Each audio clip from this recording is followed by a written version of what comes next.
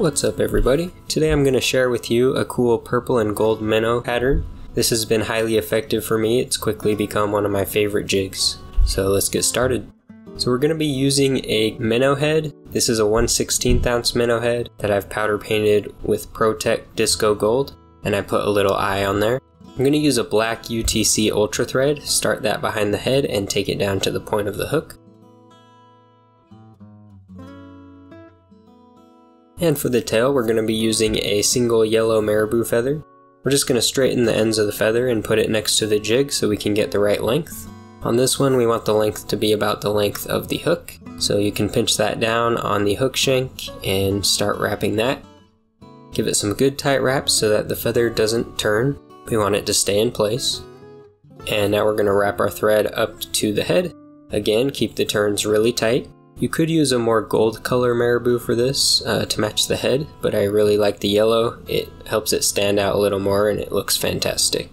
Okay, so now we're going to cut the feather once we get it up to the head. I'm going to pull out a few of those loose fibers.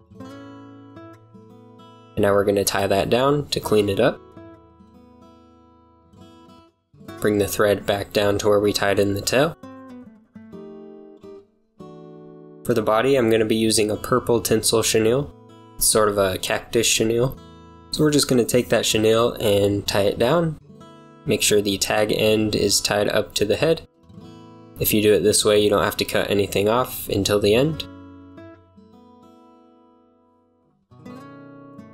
Now we're going to move the marabou out of the way and start wrapping the chenille.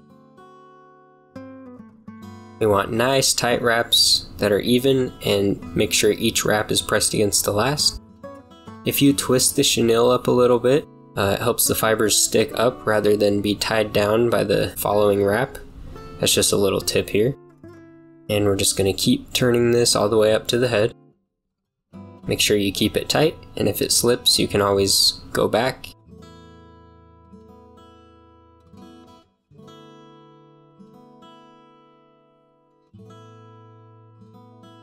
Okay, once we've got that up to the head, we can tie off the chenille. Just going to give it 2 or 3 really tight wraps. And then do one wrap in front of the chenille. And we're going to cut that off. Make sure you're careful. Turn the jig if you need to see it better. Cut that chenille. And now we're going to whip finish. As usual, just a 4 or 5 turn whip finish should do it.